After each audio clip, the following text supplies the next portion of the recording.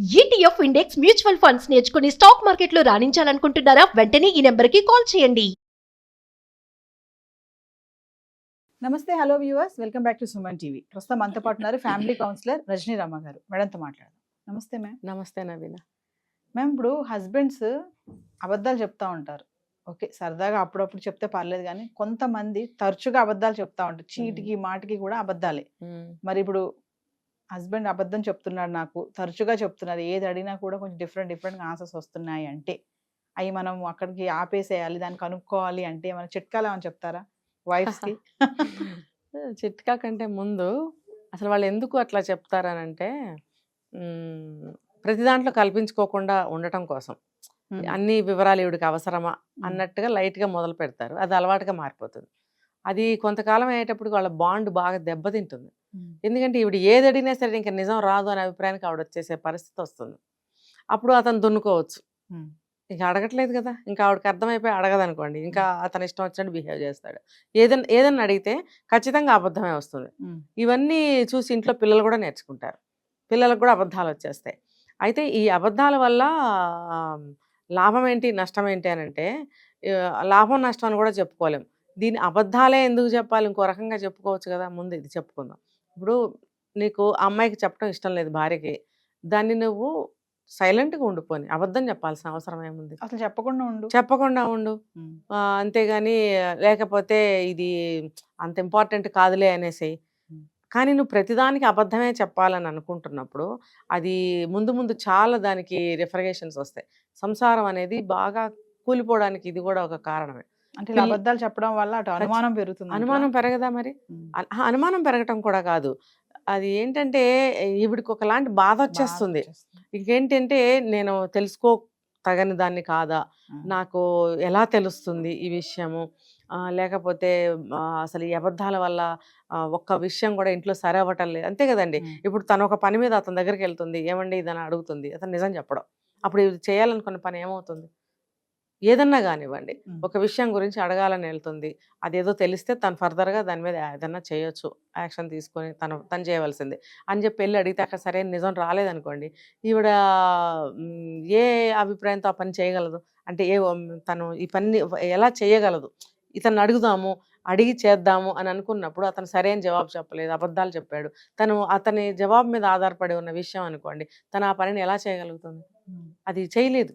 ఇంకా ఆవిడ సొంతంగా ఆలోచించుకుని తెలియగలదైతే ఏదో ముందుకెళ్ళాలి, లేదా డిపెండెంట్ అనుకోండి, ఏమైపోతుంది? ఇవంతా కూడా పిల్లలు నేర్చుకుంటారు, ఖచ్చితంగా నేర్చుకుంటారు. కాబట్టి అబద్ధాలు అనేవి చాలా చేటని నేను చెప్తున్నాను.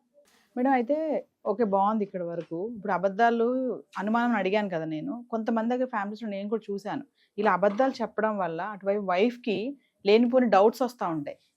అంటే అవి ఎలా అన్నా అనుకోండి, లైక్ అంటే వేరే కాంటాక్ట్లో ఉన్నాడా, లేకపోతే నాకు తెలియకుండా ఇంకేమైనా చేస్తున్నాడా, అది ఫినాన్షియల్గా కానీ వేరే అమ్మాయితో కానీ అఫైర్ ఉందా ఏంటి, నాకు ఎందుకు చెప్పట్లేదు, నాకు ఎందుకు అబద్ధం చెప్తున్నారు అంటే కొంతమంది ఓవర్ థింకింగ్ చేసే ఆడవాళ్ళు ఉంటారు. ఎక్కువగా ఆలోచించే ఆడవాళ్ళకి ఇలా డౌట్లన్నీ వస్తూ ఉంటాయి. మరి దీన్ని ఎలా చూడొచ్చు? అదే నేను ఇందాక చెప్పాను, అసలు ఏం జరుగుతుంది బయట నాకు ఎలా తెలుస్తుంది, నా ఆవేదన ఎక్కువ ఉంటుంది. ఇప్పుడు ఒక ఇంటికి సంబంధించినంత వరకు భార్యాభర్తలు ఇద్దరికి తెలియాలి కదా అన్ని విషయాలు. కొన్ని విషయాలు భార్యకి తెలిసినా తెలియకపోయినా లాభం నష్టం రెండూ ఉండవు. అలాంటి ఓకే, ఎవరైనా యాక్సెప్ట్ చేస్తాం. కానీ సాధారణంగా ప్రతి విషయం ఇద్దరికి తెలిసి ఉంటుంది ఇంట్లో, కానీ అతను ప్రతిదీ దాయటానికి ప్రయత్నిస్తాడు. ఫర్ ఎగ్జాంపుల్ డబ్బుల విషయం అనుకోండి, అది అన్ని చెప్పాల్సిన అవసరం లేదు, ఎందుకంటే డబ్బులు ఇంత ఉన్నాయని చెప్తే ఆవిడ ఏదైనా అడగచ్చు, అలాంటివి చెప్పచ్చు. లేదు అతనికి ఏదైనా బిఫోర్ ఏదైనా అఫైర్స్ ఉన్నాయి అనుకోండి, అలాంటి పెళ్ళైన తర్వాత భార్యకి చెప్పాల్సిన అవసరం లేదు, దానివల్ల గొడవలు వస్తాయి. కాబట్టి ప్రస్తుతం జీవితం బాగానే ఉంది కదా, అవన్నీ తవ్వుకొని మనం గొడవలు ఎందుకు అని మంచి పద్ధతిలో అయితే ఓకే. అసలు దాన్ని అబద్ధం ఎందుకు చెప్పాలి, దాన్ని తప్పించి ఇంకో రకంగా జవాబు చెప్తే నువ్వు అబద్ధం చెప్పలేదన్న తృప్తి నీకు ఉంటుంది, ఆవిడకి ఉంటుంది కదా. మీరు అన్నట్టు అది అనుమానాలకి దారితీస్తుంది ఏదైనా సరే. ఇప్పుడు అబద్ధాలు ఆడేవాడికి చాలా మెమరీ ఉండాలి. అవును. ఇంకొకటి, ఒక అబద్ధం ఆడినాడు 100 అబద్ధాల వరకు ఆడుకుంటూ వెళ్ళాలి. 100 అంటే అది లిమిట్ ఏం కాదు, ఇంకా లైఫ్ అటాచ్ చేసుకుంటూ వెళ్ళాలి కదా. కాబట్టి ఒక అబద్ధం ఆడితే 1000 అబద్ధాలు ఆడాలి, 100 అబద్ధాలు ఆడాలి. తర్వాత దాని అబద్ధాలు ఆడేవాడికి మంచి మెమరీ ఉండాలి, లేకపోతే నువ్వు 2-3 అబద్ధాలకి దొరికిపోతావు. అప్పుడేమవుతుందంటే నిన్ను చచ్చినా నమ్మదు ఆ భార్య, లైఫ్లో నమ్మదు. రెండోది అనుమానాలకి దారి. తర్వాత ఏమవుతుంది, చిలికి గొడవలు అవుతాయి. అడిగింది ఎందుకు చెప్పవు, ఇది నాకు ఉన్నది ఉన్నట్టు ఎందుకు చెప్పలేదు, నాకు ఒకటి చెప్పావు అక్కడికి వెళ్ళి ఒకటి చేసావు, లేదు ఇక్కడ అబద్ధం చెప్పాడు, రేపొద్దున ఎక్కడైనా ప్రూవ్ అవ్వచ్చు అతను నువ్వు ఎక్కడికి వెళ్ళావనంటే ఒకటి చెప్పు ఉండొచ్చు ఇక్కడ, కానీ అతను ఎక్కడికి వెళ్ళాడు అనేది వేరే వాళ్ళు చూసి ఉండొచ్చు, లేకపోతే ఈవిడే బజార్లో ఎక్కడైనా చూడొచ్చు, అప్పుడు దొరికిపోతావు. మరి నువ్వు ఆడింది అబద్ధం, అవి నీ మీద నమ్మకం పోతుందిగా. అంటే అబద్ధాలు ఆడితే ఏమవుతుందంటే మెయిన్గా నమ్మకం పోతుంది, నీ మీద నమ్మకం పోతుంది, భరోసా పోతుంది, ఆటోమేటిక్గా గౌరవం కూడా పోతుంది, నీ మీద చులకన భావం ఏర్పడుతుంది. అందుకని అబద్ధాలు ఆడాల్సిన అవసరం లేదు. భార్య కదా, ఏదో ఎంతో కొంత చెప్పు, పని డైల్యూట్ చేసి చెప్పు, లేకపోతే మాటను తప్పించి ఆవిడకి అవసరం లేదులే, వర్రీ అవుతుందిలే, ఎందుకులే, కొంచెం మాటను తప్పించి చెప్పు. అంతేగాని ప్రతి దానికి నోరిపితే అబద్ధం అనమాట. అంటే కొంతమంది ప్రత్యేకంగా అబద్ధాలు ఆడటానికి కారణం అంటే వాళ్ళు చేసే ఏ పనులు ఇంట్లో తెలియకూడదు. దొంగ పనులు, వెధవ పనులు, దరిద్ర పనులు, నీచ పనులు ఏవో ఉంటాయి కొంతమందికి, అవన్నీ ఇంట్లో తెలుస్తాయని చెప్పి భార్యకి అసలు బయట మ్యాటర్స్ ఏవి ఇంటి దగ్గర చెప్పరు. తను మాట్లాడాల్సి వస్తే ప్రతిదీ కాన్ఫిడెన్షియల్గా దాచిపెట్టి మాట్లాడుతూ ఉంటాడు అనమాట. ఎందుకంటే భార్య ఇంట్లోనే పడి అణిగి మణిగి ఉండాలి. ఈయన బయట సరిపోయే విషయాలు ఏమి ఆవిడకి తెలియకూడదు. తెలిస్తే మళ్ళీ అడుగుతుందేమో అని చెప్పి ఆమె అణిచి ఉంచుతాడు ఇంట్లో. అలాంటి భార్యలు ఎదురపడి కూడా అడగలేరు. దీనివల్ల ఆటోమేటిక్గా వాళ్ళిద్దరి మధ్యన బాండే పోతుంది. అసలు పిల్లలు అన్నీ నేర్చుకుంటారు, పిల్లలు కూడా అన్ని అబద్ధాలు చెప్పడం మొదలు పెడతారు. నీకు అర్థమవుతూనే ఉంటుంది పిల్లలు అబద్ధం చెప్తున్నారు అని. నువ్వు అబద్ధాలు ఆడటం వల్లే పిల్లలు అబద్ధాలు ఆడుతున్నారని కూడా నీకు కూడా అర్థమవుతుంది కొద్ది రోజులకి.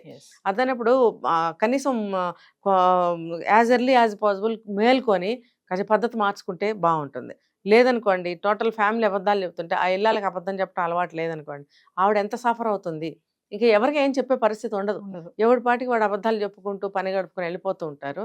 చివరికి వాళ్ళు తీసుకున్న గోతులు వాళ్ళే అని చెప్పి వాళ్ళే పడతారు. ఆ అబద్ధాల వల్ల వాళ్ళ జీవితం డ్యామేజ్ అయ్యి దానివల్ల వచ్చే ఫలితాలన్నీ వాళ్ళే తీసుకుంటూ బాధపడుతూ ఎలా బయటపడాలో తెలియక అబద్ధాలు మానలేరు.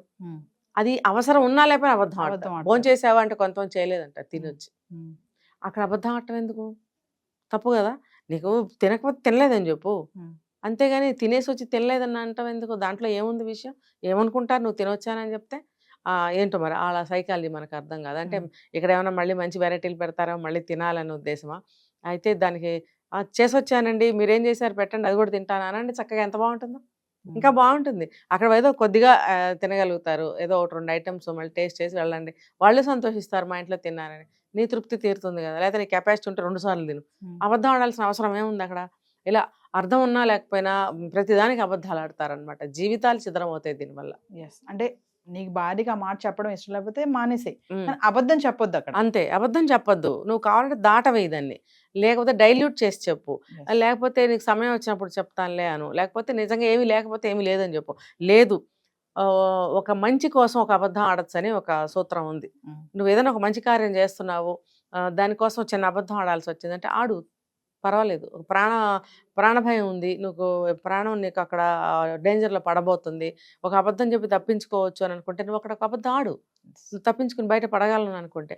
అలాంటి సందర్భాల్లో అబద్ధం ఆడచ్చు, తప్పేమీ లేదు. కానీ నిద్ర లేచిన దగ్గర నుంచి పడుకునే వరకు ఒక్క నిజం రాదండి ఒక్కొక్కళ్ళ నోట్లో నుంచి. అమ్మో వాళ్ళతోటి భరించలేము అసలు. ఇంకా కొరకరాని కొయ్యి అంటారు చూసారా, అలా తయారైపోతారు. ముందు అబద్ధాలు చెప్పడం వరకే అనుకుంటాం మనం, అది ఆ తీరు పోను కొరకరాని కొయ్యిలాగా. ఇంకా నువ్వు ఏది అడిగినా నిజం రానప్పుడు లొంగుబాటు అనేది ఉండదు ఏ కోణంలో నుంచి కూడా. నువ్వు అడిగినా సరే అతని నుంచి నువ్వు రాబట్టుకోలేవు. నువ్వు ఎలాగ చెప్పినా కూడా అతను ఏది చేయటానికి ముందుకు రాడు. ఎందుకంటే అది ప్రతిది అబద్ధమే కదా. ఎక్కడ లొంగుబాటు ఉంటుంది అక్కడ? అబద్ధాలు చెప్పడం వల్ల ఇట్లా నిలబడే ఉంటాడు వాడు, లొంగడు, ఎక్కడ లొంగడు. మనసు లొంగదు, శరీరం లొంగదు. చాలా డేంజర్ అండి అది. Thank you.